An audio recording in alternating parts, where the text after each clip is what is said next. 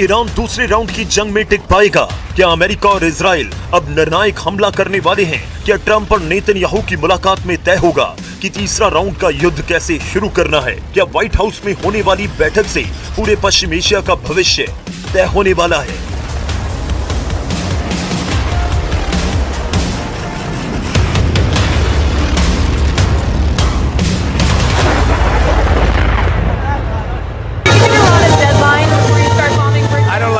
Giving deadlines, but they pretty much know, they know the story. Sir, are you meeting? They better behave. Tehran में लगे एक poster ने Iran के बहुत ही खतरनाक इरादे को सामने ला दिया। या ये ईरान की नई चाल है ट्रंप पर सबसे भयानक प्रेशर बनाने की? ईरान के मशहद शहर में एक बड़ा सा पोस्टर लगाया गया जिसमें ट्रंप कॉफिन में लेटे हुए दिखाई दिए। ऐसा लग रहा है कि ईरान ट्रंप को उनकी ही भाषा में जवाब दे रहा है और हथियार के साथ वो अमेरिका के खिलाफ माइंड गेम खेलने में जुटा है।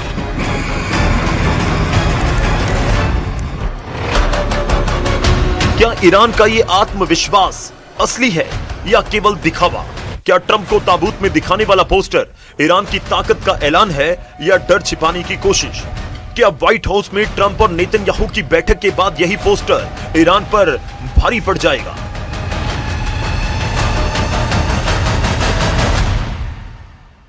قضیه منطقه ادامه می‌دهد. ابتدا مجدد تاکید می‌شود تحت هیچ شرایطی و به هیچ وجه به آمریکا به عنوان یک کشور بیگانه و فرامنطقه‌ای اجازه دخالت در تنگه هرمز را نمی‌دهیم. این خط قرمز شکست ناپذیر ایران است.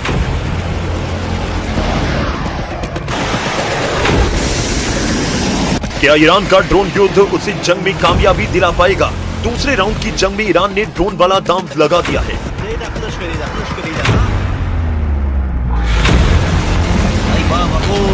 इराक के एरबिल शहर में विस्फोटकों से लैस कई ड्रोन अमेरिकी ठिकानों की तरफ बढ़ते दिखे। हालांकि इराक ने इन ड्रोन को हवा में ही तबाह करने का दावा किया, लेकिन कई रिपोर्ट्स में दावा किया गया है कि एक ड्रोन अमेरिका के दूतावास के बेहद करीब आकर गिरा। इंटरनेशनल मीडिया में दावा किया गया कि इस तरह के करीब 8 ड्रोन को इंटरसेप्ट किया गया।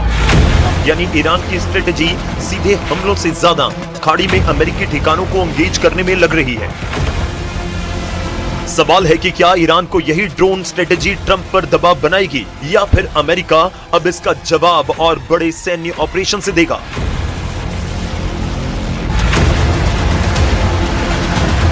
ईरान के ड्रोन हमले की एक तस्वीर जॉर्डन से आई। दावा किया गया कि जॉर्डन के अल अजराक अमेरिकी एयरबेस पर ड्रोन हमले किए गए। ईरान की सेना ने कहा कि उसने बैलिस्टिक मिसाइल और ड्रोन से अमेरिका के अहम ठिकानों को निशाना बनाया। IRGC का दावा है कि उसने कुवैत में अमेरिकी सैन्य ठिकानों और सैटेलाइट कम्युनिकेशन सिस्टम को भारी नुकसान पहुंचाया है। हालांकि इन दावों की पुष्टि नहीं हो पाई। सवाल है कि जॉर्डन पर ईरान लगातार हमले क्यों कर रहा है? जॉर्डन ईरान का नंबर 1 टारगेट क्यों बना हुआ है? जॉर्डन के पास 6 बड़े एयरबेस हैं। इनमें से 4 अड्डे ऐसे हैं जहां अमेरिकी सेना और उसके विमान और ड्रोन तैनात हैं। इन बेस पर करीब 4000 अमेरिकी सैनिक तैनात हैं। जॉर्डन में पहला मुआफक साल्ती एयरबेस अमेरिका के लिए बेहद अहम है। यहाँ हमेशा F-15 तैनात रहते हैं। अमेरिका इस बेस पर F-35 भी जरूरत के हिसाब से तैनात करता है। दूसरा है प्रिंस हसन एयरबेस। यहाँ पर अमेरिका के MQ-9 रिपर ड्रोन तैनात हैं। तीसरा अड्डा दक्षिण में है किंग फैसल एयरबेस। यहाँ पर अमेरिकी सेना तैनात रहती है। चौथा मिलिट्री बेस है टावर 22। ये पूर्वोत्तर में सीरिया और इराक जंक्शन पर मौजूद है।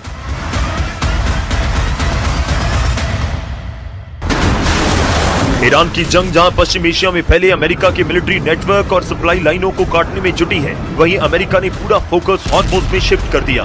दूसरे राउंड की जंग में 5वीं रात को अमेरिका ईरान पर ताबड़तोड़ हमले करता रहा। हॉर्मुज स्ट्रेट को खोलने के लिए ईरानी बंदरगाहों पर समुद्री नाकेबंदी और सख्त कर दी। دشمن نادان بداند لحظه حماسه برای ما لحظه پرهیز نیست. آنچه از سوی نیروهای مسلح ایران رخ می‌دهد ضربه همتراز نیست، ضربه برتر است. ضرباتی که شدیدتر، گسترده‌تر و ویران کننده تر از همیشه خواهد بود. آتش خشم ملتی که هیچگاه تسلیم लेकिन ईरान ने जिन खाड़ी देशों में अमेरिकी ठिकानों पर हमले किए, अब ट्रंप ने उन्हीं खाड़ी देशों को ईरान के खिलाफ खड़ा कर दिया है। ट्रंप ने सऊदी और कुवैत को बहुत ही खास और नए हथियार बेचने की मंजूरी दी। सऊदी अरब को करीब $2 अरब और कुवैत को करीब $500 मिलियन यानी सऊदी अरब को 19,000 करोड़ रुपए के हथियार मिलेंगे। वहीं कुवैत को 4,600 करोड़ के हथियार सप्लाई किए जाएंगे। अमेरिका की नीति साफ है कि खाड़ी में ईरान विरोधी देशों को मजबूत किया जाएगा। अमेरिका से सऊदी अरब को 19,000 करोड़ के हथियार मिलेंगे, साथ में 20,000 बम, गाइडेंस किट, नए रॉकेट लॉन्चर सिस्टम और इंजन भी मिलेंगे। कुवैत को अमेरिका 400 करोड़ रुपए के हथियार देगा। इसमें C-17 विमान के पुर्जे और एडवांस कम्युनिकेशन सिस्टम भी शामिल है। दूसरे राउंड की जंग में अमेरिका ने ईरान को चारों तरफ से घेरने की स्ट्रेटेजी पर काम करना शुरू कर दिया है। अमेरिकी सेंट्रल कमांड ने ऐसे विजुअल जारी किए जिसमें ईरान के तटीय रक्षा ठिकानों और मिसाइल साइट पर ताबड़तोड़ हमले दिखाई दिए। अमेरिका की मिलिट्री यूनिट के मुताबिक इन हमलों का मकसद केवल मौजूदा जवाब देना नहीं, बल्कि भविष्य में होने वाले किसी भी बड़े मिलिट्री ऑपरेशन से पहले ईरान की सैन्य ताकत को कमजोर करना है। इन हमलों से साफ है कि अमेरिका ने ईरान के बंदरगाहों पर नाकेबंदी दोबारा लागू कर दी है। अब वॉशिंगटन केवल आसमान से नहीं बल्कि समुद्र के रास्ते पर भी दबाव बढ़ा रहा है। दूसरी तरफ ईरान ने इसे अपने अस्तित्व की लड़ाई बताते हुए बहरीन, कुवैत और जॉर्डन में अमेरिकी ठिकानों पर हमले का दावा किया। ऐसे में साफ है कि अब जंग केवल मिसाइल बनाम मिसाइल नहीं रही, बल्कि पूरे पश्चिम एशिया में सैन्य और आर्थिक दबाव की लड़ाई बन चुकी है। लेकिन अब सवाल केवल इतना नहीं है कि अमेरिका और ईरान कौन ज्यादा हमला कर रहा है। अगले कुछ घंटों में ट्रंप और इजराइल के प्रधानमंत्री नेतन्याहू की मुलाकात होने वाली है और माना जा रहा है कि इसी बैठक में दूसरे राउंड की जंग का अगला चैप्टर लिखा जा सकता है।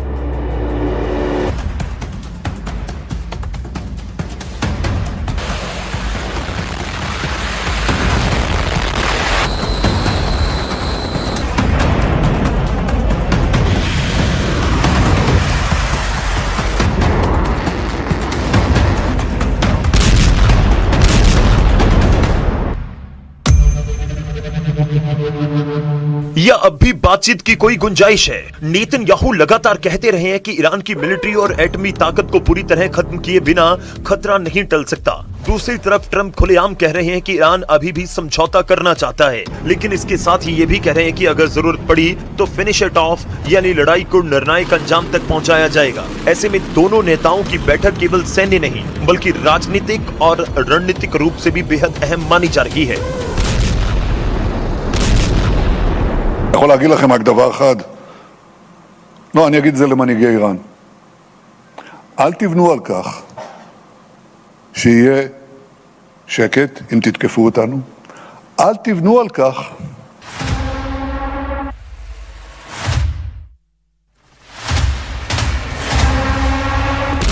यानी दूसरे राउंड के शुरुआती दिनों में ईरान ने अमेरिका को कई मोर्चों पर चुनौती जरूर दी, लेकिन अब असली चुनौती शुरू हो रही है, क्योंकि अमेरिका धीरे धीरे सिर्फ जवाबी कार्रवाई नहीं बल्कि ईरान की सैन्य ताकत को पूरी प्लानिंग से कमजोर करने की रणनीति पर बढ़ता हुआ दिखाई दे रहा है। अगर यही दबाव जारी रहा तो आने वाले दिन ईरान के लिए कहीं ज्यादा कठिन साबित हो सकते हैं। अमेरिका के पास 5 विकल्प हो सकते हैं।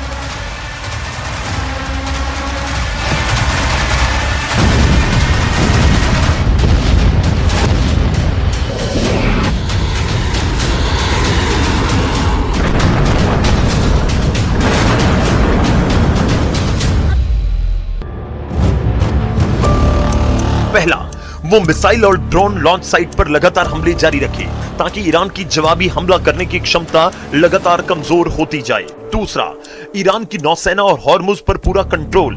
तभी ईरान के खिलाफ समुद्री नाकेबंदी और सख्त हो सकती है, तभी ईरान तेल और सैन्य सप्लाई दोनों मोर्चों पर दबाव महसूस करे। तीसरा, IRGC के कमांड सेंटर और सैन्य नेतृत्व को निशाना बनाना, क्योंकि अभी पूरे युद्ध को IRGC ही कंट्रोल करती दिख रही है। चौथा, साइबर वॉर और इलेक्ट्रॉनिक वॉरफेयर, जिसमें कम्युनिकेशन नेटवर्क, रडार और एयर डिफेंस सिस्टम को तकनीकी रूप से कमजोर बनाने की रणनीति अपनाई जा सकती है। पांचवा, ईरान की प्रॉक्सी नेटवर्क पर हमला। इसके तहत इराक, सीरिया, यमन और दूसरे इलाकों में उन ग्रुप को निशाना बनाया जा सकता है। इस जंग में अमेरिका और इजराइल के लिए सबसे बड़ी सिरदर्दी जो बने हुए हैं। यानी अब अमेरिका का मकसद केवल 1-2 एयर स्ट्राइक करना नहीं, बल्कि ईरान की सैन्य ताकत को हर मोर्चे पर कमजोर करना हो सकता है। दूसरी तरफ ईरान भी साफ कर चुका है कि अगर दबाव बढ़ा तो जवाब केवल ईरान से नहीं बल्कि पूरे पश्चिम एशिया में फैले उस नेटवर्क से मिल सकता है। यही वजह है कि ट्रंप और नेतन्याहू की बैठक केवल एक कूटनीतिक मुलाकात नहीं मानी जा रही, बल्कि इसे दूसरे राउंड की जंग का टर्निंग पॉइंट कहा जा सकता है। अगर इस बैठक में बड़े सैन्य ऑपरेशंस पर सहमति बनती है तो अगला निशाना केवल ईरान के मिसाइल ठिकाने नहीं बल्कि उसकी पूरी सैन्य संरचना भी हो सकती है। और अगर बातचीत को मौका देने का फैसला होता है तो शायद पश्चिम एशिया एक और बड़े युद्ध से बच जाए। फिलहाल दुनिया इसी फैसले का इंतजार कर रही है।